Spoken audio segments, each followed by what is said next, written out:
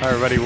Welcome back to Open Up with Don and Tina. I'm Don Clark. I'm Tina Miller. We are your favorite pair on the air. We sure hope so. We're working at it. Yes, thank you.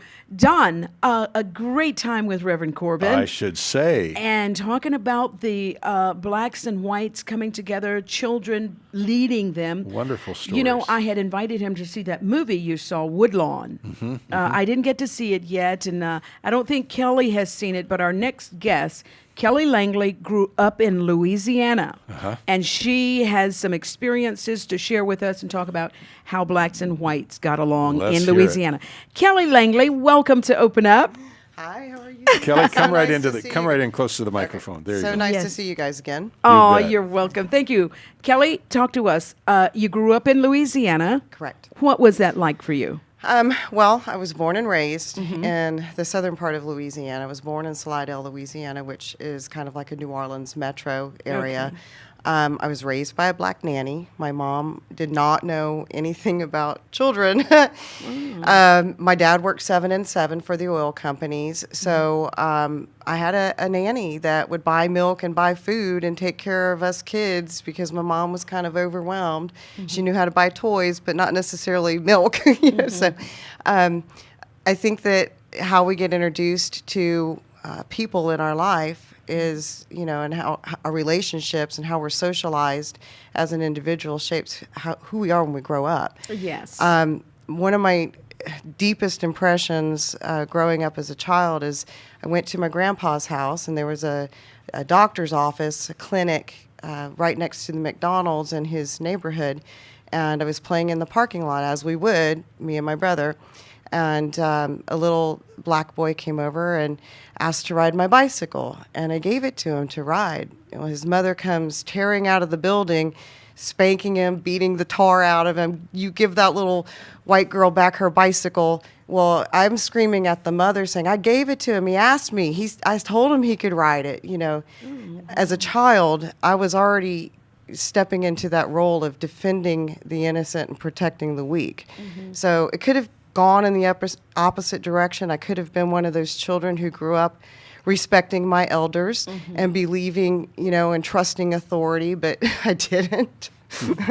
I grew up walking home through the oil field saying, I'm never going back to that school again at 11 years old because I was teaching the class. I was teaching math to other students, and I deemed the teacher to be incompetent. So I stood my ground at 11 years old, and I never went back to that. It was like, I was one of those children who, God bless my parents, they just didn't know what they were in for. A radical rebel. So I just, I think that the power and presence of God was firmly rooted within me as a youth, to know right from wrong. It wasn't something that you had to learn. It was instilled in me from birth. And so when you had an incident like that, there's some things as a child that you can't erase from your mind. They're not designed for you to ever forget, but to leave a lasting impression and to shape and form who you become as you grow up through life. And we're just kids playing, in a parking lot. What was it like for you, Kelly, when you saw this mother come out screaming at her little boy, telling her to give that white girl her bicycle back? It was more of the fact that she's spanking her child, giving my bicycle back because she's driven by fear in the culture. She's driven by fear because there's got to be parents around somewhere. She's trying to protect her son from what she thinks he's doing wrong, and he's not doing anything wrong. We're just two kids playing with each other, and I'm screaming at the mother saying, I gave him my bicycle. I told him he could ride it, Yeah, so as a child, you were seeing that this is an innocent thing here. But there's nothing wrong. Right. Yeah. And the mother, and I heard you say, driven by fear because of society and the surroundings, probably thinking that some kind of something would come back on the child for maybe he'd be accused of doing something wrong. Right. This is like Lake Charles, Louisiana, when this incident occurred. And I grew up with, you can't really call them segregated neighborhoods because segregation ended by law, but there were still culturally neighborhoods that were separated, and it had nothing to do with being poor or impoverished, because I went to Catholic school and there were African American children who went to my school, but they were separated by classes and placed in what we call now special education, but they weren't special education children. There was no learning disability. They were just treated differently. I mean, you can say that. Because of the color of their skin? I wouldn't say mistreated. I would just say treated differently. Because of the color of their skin? Yeah. Yeah. And then the neighborhoods, like not being able to trick or treat in certain neighborhoods, crosses still being burnt in yards, not being able to go to that side of the street. Those types of things existed and still do. And even as a business owner going back into that area to run a business, the culture is still a master-slave mentality. Wow. It's not a black or white thing anymore. It's more of a culture there, because if you are a business owner, you're expected to bail your employee out of jail. If you want them to go to work, you got to put gas in their car. It doesn't matter if you paid them already. You got to take care of your employees, and that's how it is over there. In the northern part of the state, it's not. But the southern part of the states, and even Jackson, Mississippi, if you ever watch The Help, it's still just like that. It hasn't changed. Really? So a master-slave mentality. Yeah, and it's a lot of prejudice, and the southern parts of the state, which is Mississippi, you've got southern Louisiana, you have some areas of Georgia that are highly prejudiced still.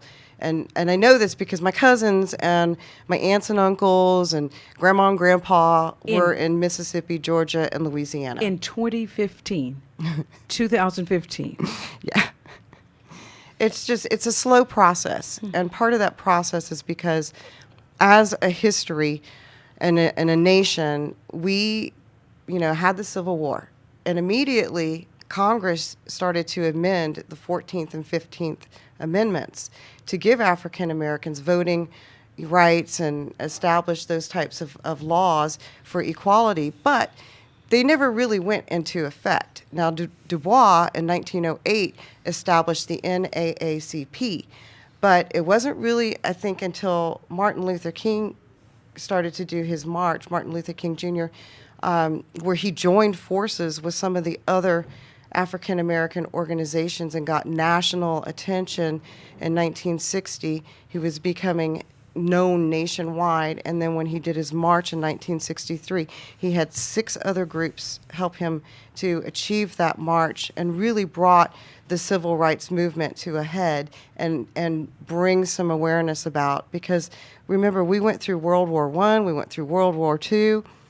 African Americans were included in that, but rights and general, presence and as someone trying to be educated in the United States, getting a job, you were well below regular wages. Right. So we went through this whole process as a nation, and then we started the Public Works Acts to recover after World War II, and so really until we saw Martin Luther King with these other African American organizations, which were women's rights movements, and the SCLC, I think it's SCCLC, which is a Southern group that all came together.